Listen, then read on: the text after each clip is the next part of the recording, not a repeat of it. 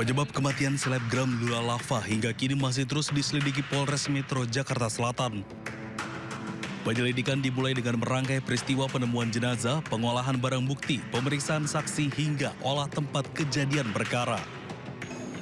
Tim penyidik Polres Metro Jakarta Selatan sejauh ini sudah memeriksa 10 orang saksi termasuk kekasih almarhumah Reza Arab dan berencana akan meminta keterangan pihak keluarga. Tak hanya saksi dari orang dekat almarhumah, polisi juga telah memeriksa tim dokter dari Rumah Sakit Fatmawati yang melakukan visum luar terhadap jenazah, serta seorang dokter yang mengeluarkan surat kematian. Pihak Rumah Sakit Pondok Indah juga turut dimintai keterangan untuk mengetahui riwayat medis Lula Lava. Hingga kini, petugas masih menunggu hasil pengolahan barang bukti yang sedang diuji di Pusat Laboratorium Forensik. Pemeriksaan saksi-saksi sudah dilakukan, pemeriksaan 10 saksi, mulai dari orang yang menemukan pertama, ART dan supir, termasuk ada 2 dari teknisi pihak apartemen, termasuk sudah melakukan pemanggilan terhadap kekasih almarhum, termasuk dengan personal asisten, dan rencana tindak lanjut proses pemeriksaan keluarga dari almarhum. Sebelumnya, jasad selebgram Lula Lava ditemukan di dalam kamar sebuah apartemen yang ditempatinya di kawasan Jakarta Selatan tanggal 23 Januari lalu. Aparat kepolisian memastikan penyelidikan penyebab kematian selebgram dilakukan secara transparan dan hasil penyelidikan akan disampaikan secara komprehensif dengan menghadirkan pihak-pihak terkait. Dari Jakarta, Denny Helmi Sajangbati, iNews melaporkan.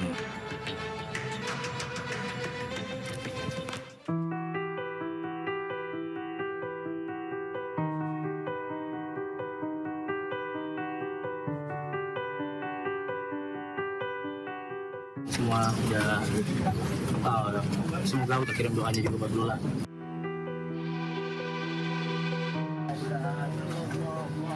Isak tangis keluarga tak terbendung saat jenazah selebgram Lula Lava dimakamkan di Pemakaman Umum Rawat Rate, Jakarta Timur.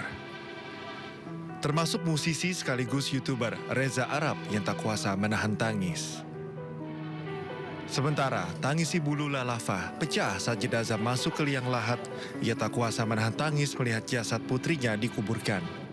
Datang semua udah semoga udah kirim doanya juga buat Lula.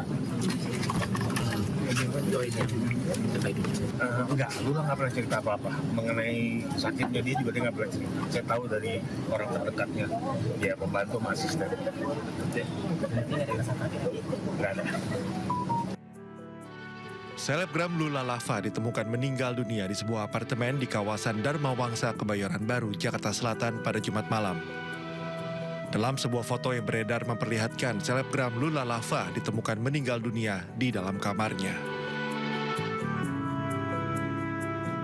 Dari Jakarta, tim liputan iNews melaporkan.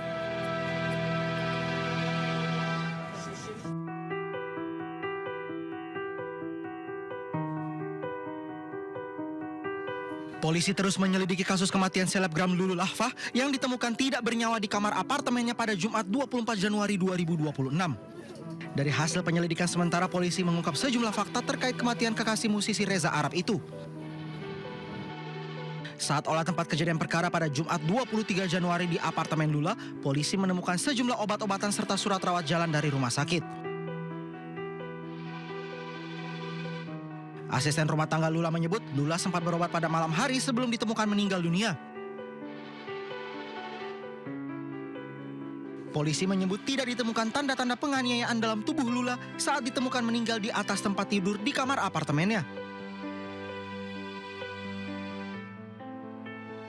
Polisi juga mengungkap Lula baru saja menjalani tindakan medis berupa operasi bantu ginjal serta memiliki riwayat asam lambung akut.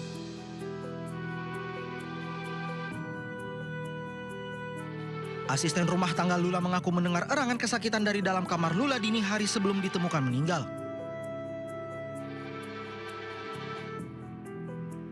Polisi menduga musisi Reza Arab berada di apartemen saat kekasihnya itu meninggal dunia.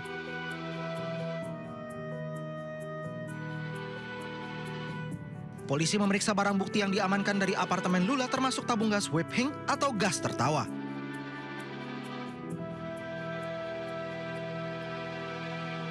kita sudah evaluasi itu whipping. Whipping ini termasuk kita akan arahkan ada 2. Karena dia memberikan efek euforia, efek ketergantungan, minimal ketergantungan psikologis ya. Whipping itu kan kandungannya adalah nitrate oxide, N2O. N2O ini memberikan efek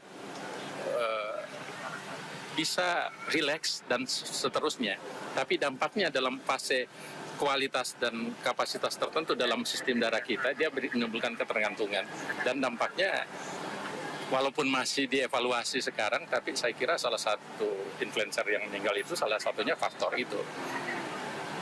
Karena pada saat nitrit oksigennya menurun, oksigennya terkoneksinya berkurang, terjadi iskemia. Iskemia itu orang akan merasa kesakitan.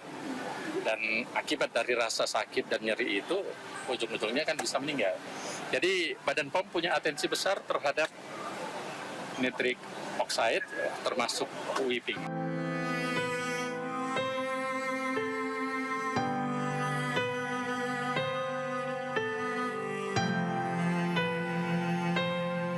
Bantuan untuk Sudrajat, pedagang es kue gabus asal Bojonggede, Kabupaten Bogor, tak juga berhenti. Terbaru influencer atau selebgram asal Malaysia, Aisyar Khalid, memberikan hadiah umroh kepada Sudrajat.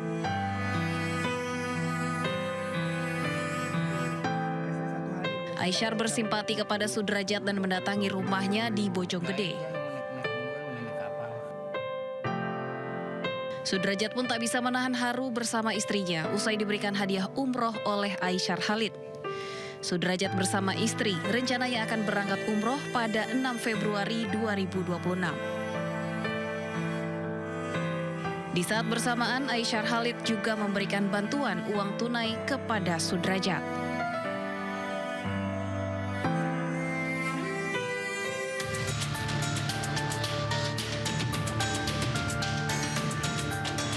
Gelombang simpati dan dukungan mengalir bagi Sudrajat, pedagang es kue gabus di Kemayoran yang viral karena diintimidasi dan dituduh menjual es berbahan spons. Setelah polisi memastikan bahwa dagangan Sudrajat aman dikonsumsi, berbagai pihak turun tangan membantu pemulihan ekonomi dan mental Sudrajat.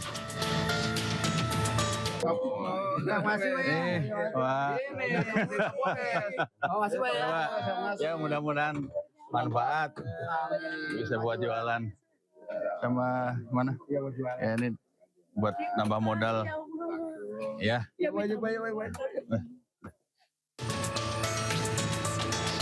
Kapolres Metro Depok mendatangi langsung kediaman Sudrajat di Bojonggede untuk berikan dukungan moral dan bantuan langsung berupa sepeda motor serta modal usaha.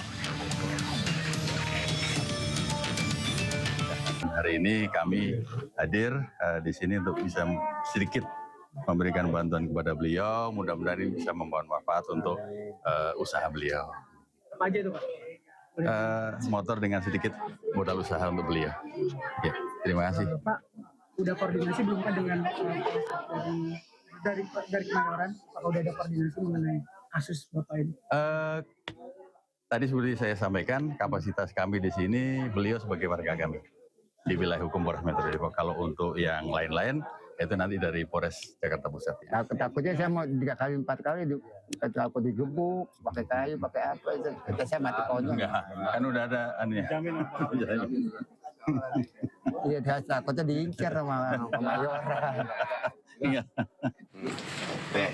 Ini bos lu bikin bahan dari mana? Dari kungkue. Ada busanya nggak? Nggak ada, disiram. Jauhan nggak ini? Nggak, berapa lama bosmu bikin? Sebelumnya Sudrajat dituduh menjual es berbahan spons dan digerebek anggota Babin Kamtipnas dan Babinsa di kawasan Kemayoran, Jakarta Pusat. Kapolsek Kemayoran membantah anggotanya melakukan tindakan kekerasan dan hanya menangani aduan masyarakat dari call center. Padahal setelah diselidiki tim keamanan pangan Dokpol Polda Metro Jaya, es yang dijual Sudrajat tidak mengandung bahan-bahan berbahaya. Tim Liputan iNews melaporkan.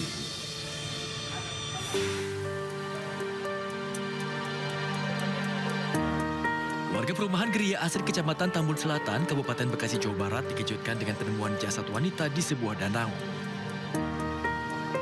Jasad kemudian diketahui merupakan Siti Nurjana, 44 tahun yang dilaporkan hilang terbawa arus akibat banjir.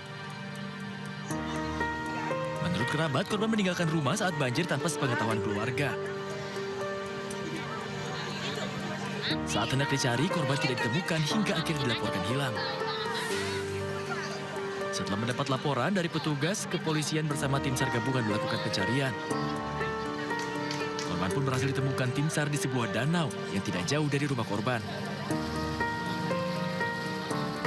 SMA lagi daring, nah, terus bapaknya lagi jemput orang yang kerja ke Tambun.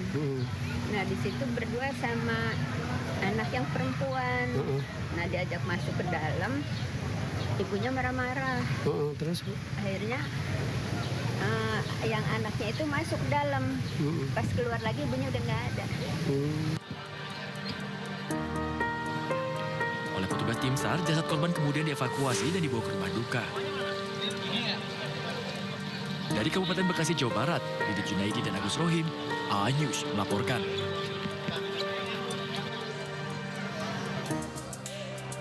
Korban ke timbun nih, minta bantuan. Seorang warga tertimbun longsoran tebing penahan tanah atau TPT setinggi 2 meter di Kampung Jeroku Takaum, Kelurahan Bondongan, Kecamatan Bogor Selatan, Kota Bogor. Petugas BPBD dibantu warga pun berjibaku berusaha mengevakuasi korban dari timbunan longsor.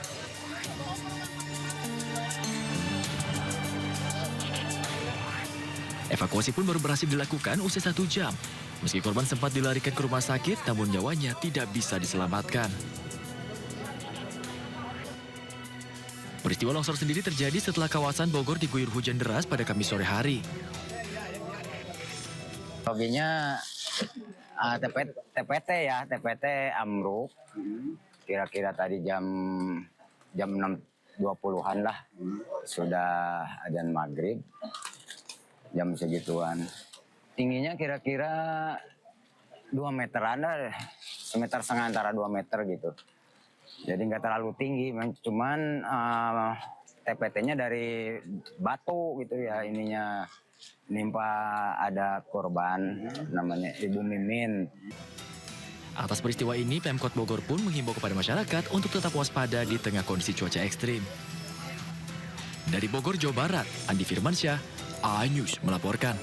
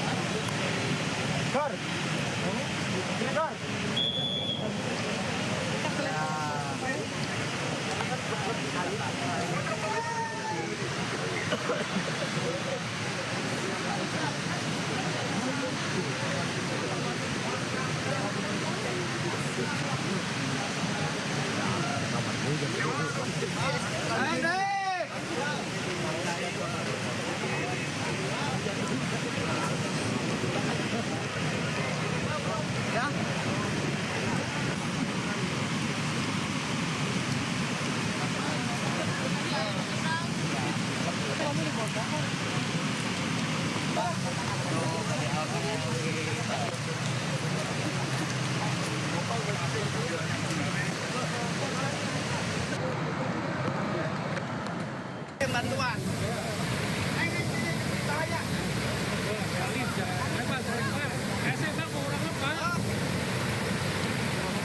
Tarikan saya.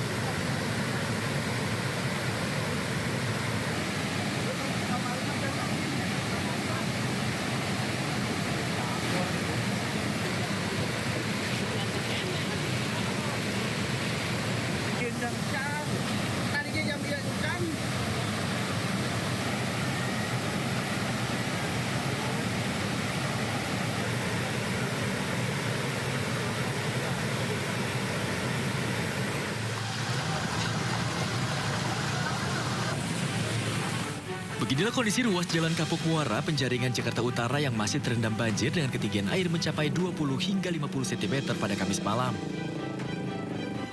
Genangan air merendam akses jalan dan tempat usaha, serta menyebabkan sejumlah pengendara motor mengalami mati mesin saat melintasi banjir.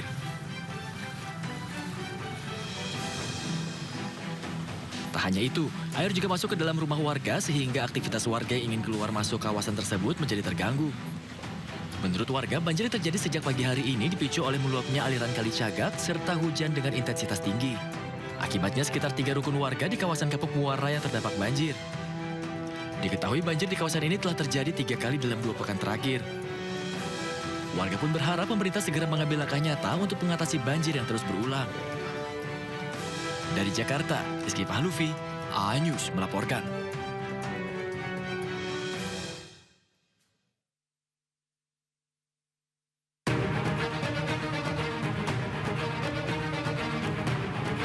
Banjir menggenangi ribuan warga di 6 kecamatan di Subang, Jawa Barat. Kondisi terparah terjadi di Pamanukan dengan ketinggian mencapai 70 cm. Akibat banjir, sebagian warga mengungsi di bawah flyover Pamanukan. Mereka harus menahan dingin udara malam karena tempat terbuka dan hanya beralaskan tikar setiap malam. Sudah 4 hari. 4 hari ya? Iya. Tadi sempat surut ya? Surut, pulang. Jadi kesini lagi. Bersih-bersih tadi? Udah, bersih. Naik lagi ya? Naik lagi. Katanya di Salam Dharma mau dibedahi, katanya Pak. Di Karawang, kondisi banjir semakin parah setelah Sungai Citarum dan Sungai Cibeet kembali meluap. Data sementara dari BPBD menyebutkan sedikitnya 10 kecamatan dari 20 desa kembali terendam banjir. Sebagian warga memilih bertahan di emperan warung pinggir jalan serta tempat-tempat yang dianggap lebih aman dari genangan air. Selama 2 pekan terakhir, mereka telah 3 kali mengalami banjir dan 3 kali pula harus mengungsi. Tim Liputan A-News melaporkan.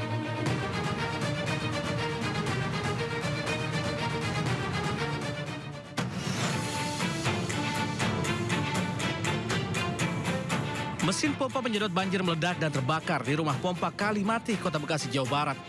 Api kemudian membakar ruang mesin hingga hangus. Peristiwa itu terjadi saat Wali Kota Bekasi, Tri Adianto Cahyono, meninjau rumah pompa tersebut.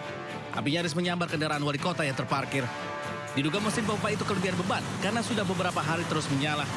Akibat kejadian itu, 1 dari 3 mesin pompa mengalami kerusakan dan harus diperbaiki.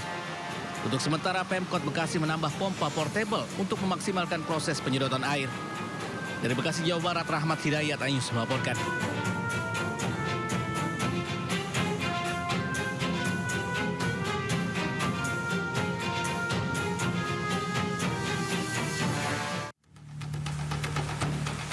Banjir hingga kini masih membayangi warga Jakarta.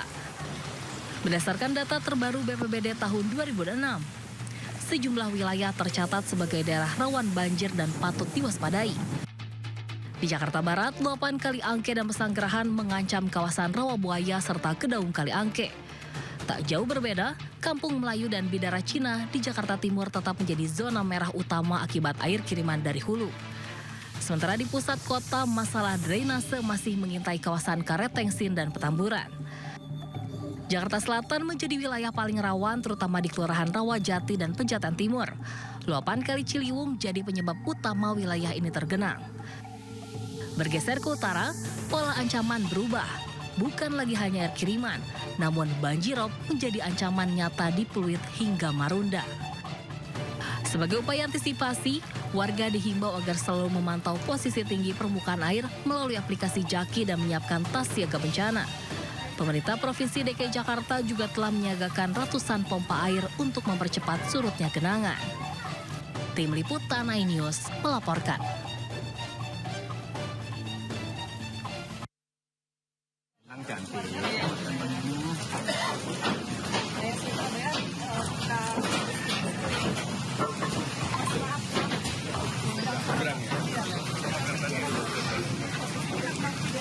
Itu di belakang bapak kata ini ya terlalu banyak lagi.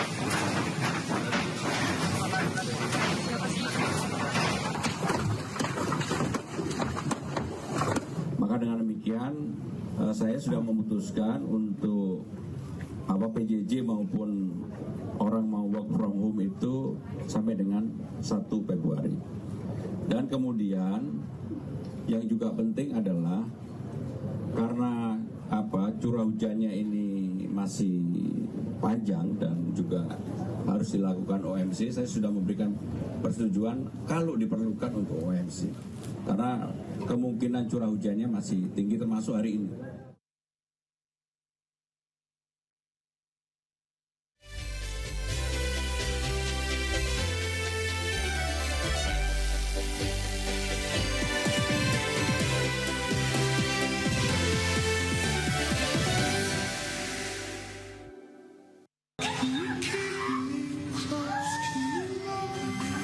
Momen perempuan penjual sate yang berjualan di kawasan Jalan Malioboro mengamuk hingga berguling-guling di pedestrian saat adanya razia kawasan Malioboro oleh petugas Satpol PP Kota Yogyakarta viral di media sosial. Pihak Satpol PP Kota Yogyakarta membenarkan kejadian tersebut terjadi pada Selasa malam. Pedagang tersebut histeris diduga karena kerap terjaring penertiban PKL di kawasan Malioboro.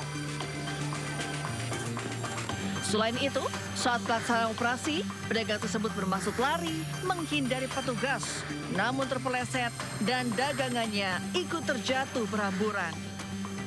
Yang bersangkutan lari dan menumpahkan barang dagangannya dan kemudian dia gulung-gulung di jalan karena mungkin emosi dengan tumpahnya barangnya atau hal yang lain saya kurang tahu.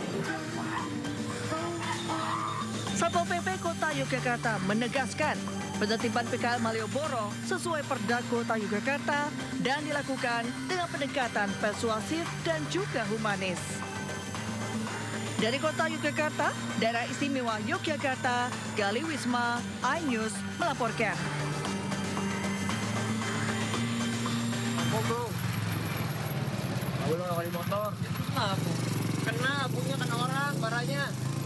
Aksi pasangan suami istri satu ini sangat miris. Keduanya berkendara tanpa helm di kawasan Palmerah, Jakarta Barat sambil membawa bayi. Ironisnya lagi, suami istri yang berboncengan ini sama-sama merokok di tengah perjalanan. Abu rokok berhamburan dan mengenai bayi mereka. Saat ditegur pengendara lain, kedua pasutri malah marah tidak terima. Pelaku turun dari motornya dan langsung memukul pengendara yang menegurnya. Pelaku pun mengamuk dan mengaku sebagai akamsi alias anak kampung sini. Kedua pengendara terlibat cekcok hingga akhirnya dilerai warga di sekitar kejadian. Peristiwa yang terekam dalam video amatir warga ini viral di media sosial. Usai kejadian, korban melaporkan penganiayaan tersebut ke Polsek Palmerah, Jakarta Barat. Kasus ini masih dalam penyelidikan polisi.